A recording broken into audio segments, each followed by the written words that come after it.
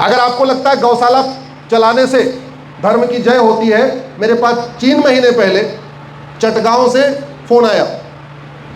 राजस्थान के मारवाड़ी परिवार वहाँ बांग्लादेश में रहता है, बड़ा बिजनेस है उनका। 125 के आसपास गाय थी, गाय पाल के बैठे हुए थे, 20 साल से गौशाला चला रहे थे। भीड़ आई, एक गाय को काटी और उनको बोली अग्रवाल साहब को, अब जल्दी से भागो नहीं तो अगला नंबर तुम्हारा है। 20 साल से गौशाला चला रहे थे, गौशाला पे कब्जा हो गया। अब मुझे लगता है 6 महीने बीत गया, वो गाय भी नहीं बची होगी, अब तो गाय भी खा चुके होंगे। जिसको 20 साल से जिस गौशाला को चला चला के गाय की सेवा कर रहे थे, उसमें से पता नहीं कौन सी गाय बची कि नहीं बची, अब तो खा चुके होंगे। इसलिए मैं कहता हूं, धर्म की जय करना जितना महत्वपूर्ण है, अधर्म का नाश करना उतना ही महत्वपूर्ण है। अभी कोरोना आया था, पूरा देश परेशान था, तो कुछ लोग चावल बांट रहे थे, कुछ गेहूं बांट रहे थे, कुछ और कर रहे थे, कुछ और कर रहे थे। वो क्या था, धर्म की जय था या धर्म का नाश था? और जो वैक्सीन बनाई गई और इंजेक्शन दिया गया, वो धर्म की जय था क्या धर्म का नाश? जोर से बोलिए जरा। अधर्म का नाश। और वैक्सीन हमने आपने बनाई या सरकार ने बनाई? सरकार ने बनाई। यस, हम सारा चावल गेहूं बांट लेते, अगर वैक्सीन नहीं आई होती तो और लोग मरते कि नहीं मरते? हाँ।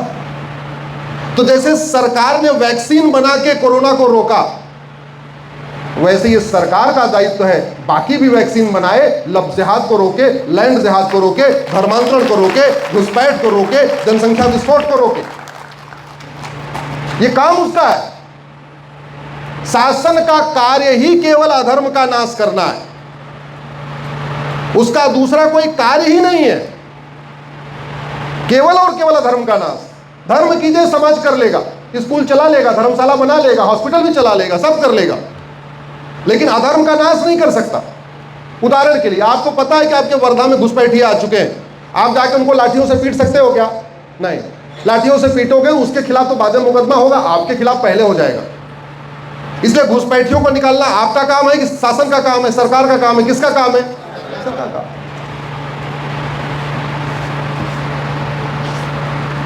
जिस सोच ने पूरी दुनिया में नरसंहार मचा रखा है, जिस सोच ने मानवता के लिए बहुत बड़ा खतरा पैदा कर दिया है, और वो सोच कम नहीं हो रही है। कुतुबुद्दीन ऐबक में वही सोच थी, बाबर में वही थी, तुगलक में वही थी, अकबर में वही थी, औरंगजेब में वही थी, और ISIS में वही है। जितने आतंकवादी संगठन हैं, आखिर वो जो आतंकवादी संगठन बने हुए हैं, उनकी सोच में क्या है? वही तो है कि उसी काम को तो आगे बढ़ा रहे हैं। तो जब वो इस काम को आगे बढ़ा रहे हैं, उसको रोकने के लिए हमें कुछ करना पड़ेगा। और मेरा मानना है सबसे बढ़िया तरीका है कि भारत के एजुकेशन सिस्टम को बदल दिया जाए, क्योंकि पेट के अंदर बच्चा न हिंदू होता है, न मुसलमान होता है, न पारसी होता है, न ईसाई होता है। 6 महीने तक वो केवल भ्रूण होता है।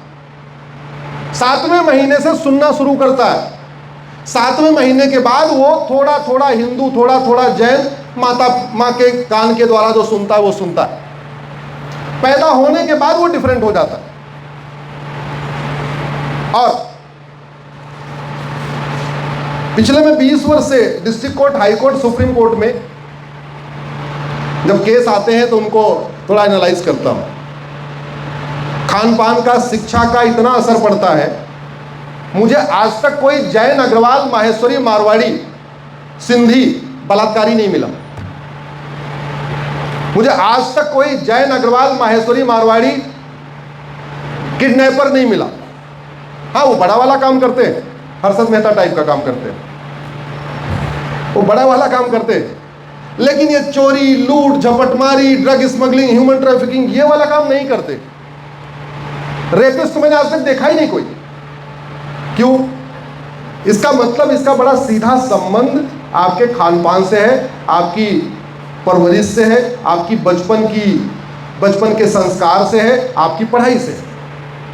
अगर हम देश को सुरक्षित बनाना चाहते हैं तो सबसे पहले हमें भारत की शिक्षा व्यवस्था को बदलना पड़ेगा। मुगल हैं कि नहीं है? जोर से बताइए जरा। अरे मुगल हैं कि चले गए? अरे जब मुगल चले गए तो मुगलों का शुरू किया गया मदरसा भारत में क्यों चलना चाहिए? जोर से बताइए आप, चलना चाहिए क्या?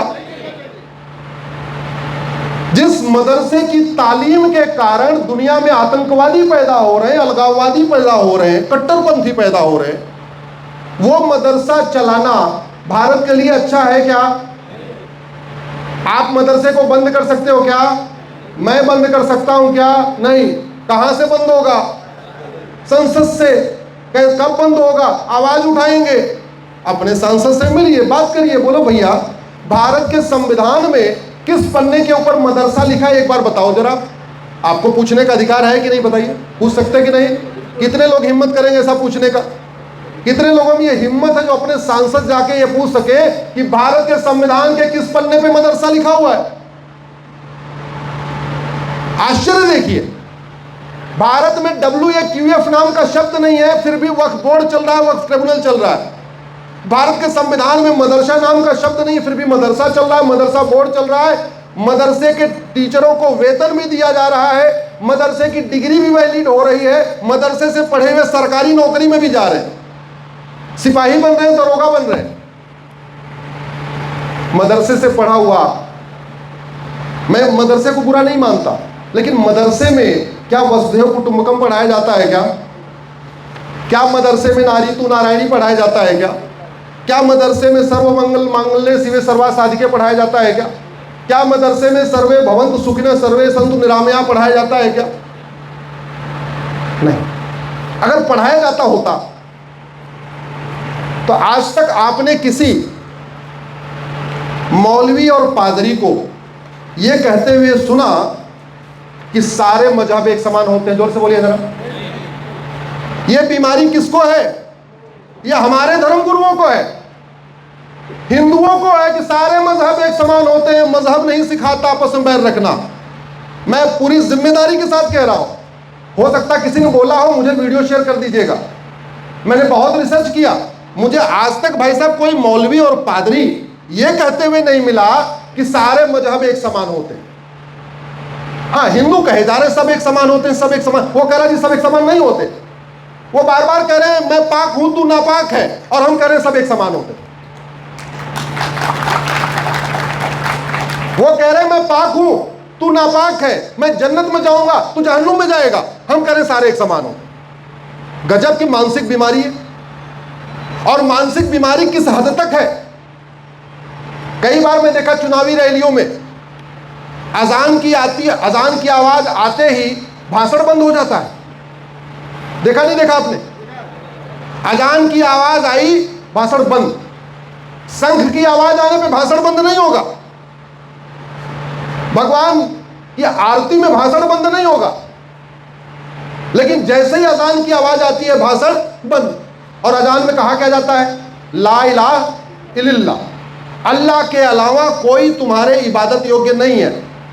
एक ही इबादत योग्य है, केवल अल्लाह, और सब बेकार।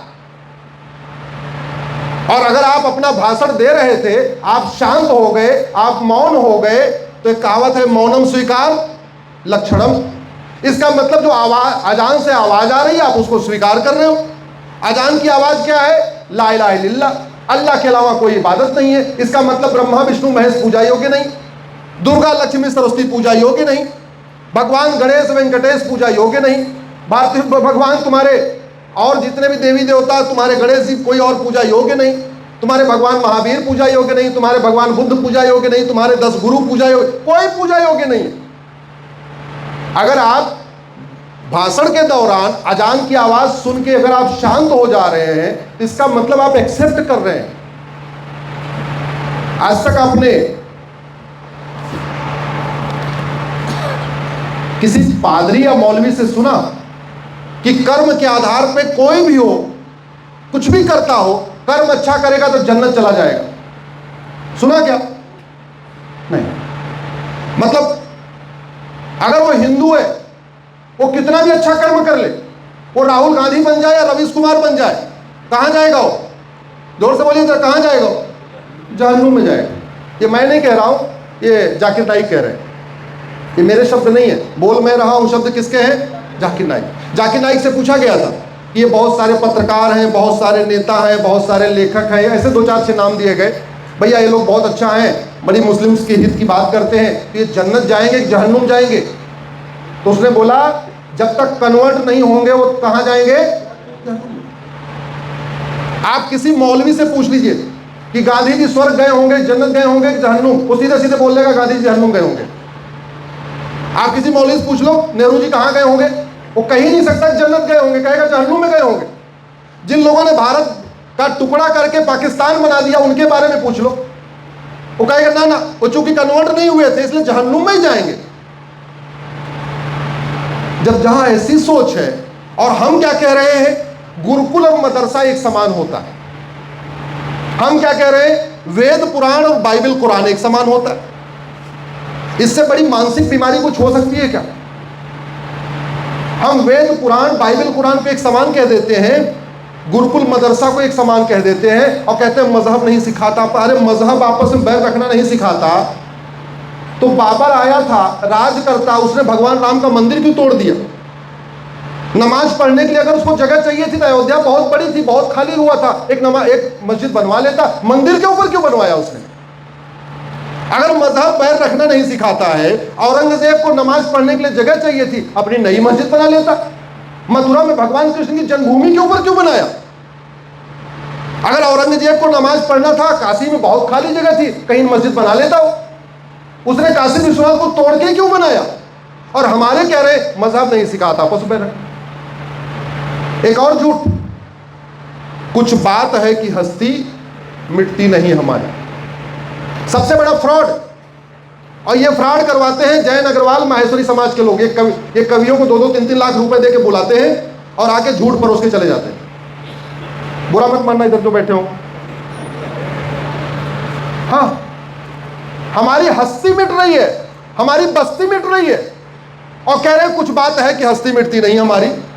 अफगानिस्तान से हस्ती बस्ती मिट गई, पाकिस्तान से हस्ती बस्ती मिट गई है, बांग्लादेश से हस्ती बस्ती मिटने वाली है। मलद्वीप जो भारत का हिस्सा था, राजा राज चोल राज किया करते थे, मालदीव बन गया।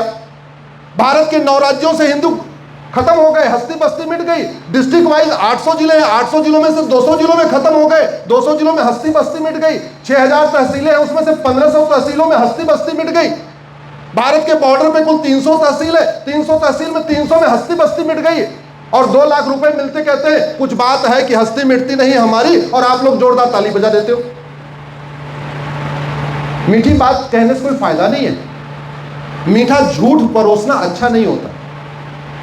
इंटरटेनमेंट के लिए मीठा झूठ ठीक है, दिल को बहलाने के लिए मीठा झूठ ठीक है, लेकिन अगर वास्तव में सुरक्षित होना चाहते हैं तो कड़वा सच सुनना पड़ेगा, कड़वा सच समझना पड़ेगा, उसको डाइजेस्ट करना पड़ेगा, और उसके बाद उसके बारे में आगे का काउंटर एक्शन लेना पड़ेगा। केवल कहते रहने कुछ बात है कि हस्ती मिटती नहीं हमारी। अरे भैया, हस्ती बस्ती मुझे पता कैसे मिट रही है, गूगल करके देख लेना। साल में 5 लाख बहन बेटियां गायब हो रही है। ये मैं नहीं कह रहा हूं, गृह मंत्रालय के आंकड़े हैं। और 5 लाख में से 3.5 लाख के आसपास लफ्ज़-ए-जिहाद का शिकार हो रही है। 3.5 लाख साल में लफ्ज़-ए-जिहाद का शिकार हो रही है। 365 दिन होते हैं, यानी पर डे 1000 बेटियां लफ्ज़-ए-जिहाद का शिकार हो रही हैं। हस्ती भी मिट रही, बस्ती भी मिट रही, फिर भी करें कुछ बात है कि हस्ती मिटती नहीं हमारी। पर डे 1500 परिवारों का धर्मांतरण हो रहा है। एक परिवार में 6 से 7 आदमी मान के चलिए, 10,000 हिंदुओं का पर डे धर्मांतरण हो रहा है। हस्ती भी मिट रही है, बस्ती भी मिट रही है। 90,000 बच्चे रोज पैदा हो रहे हैं, और उसमें हिंदू मुश्किल से 50% है।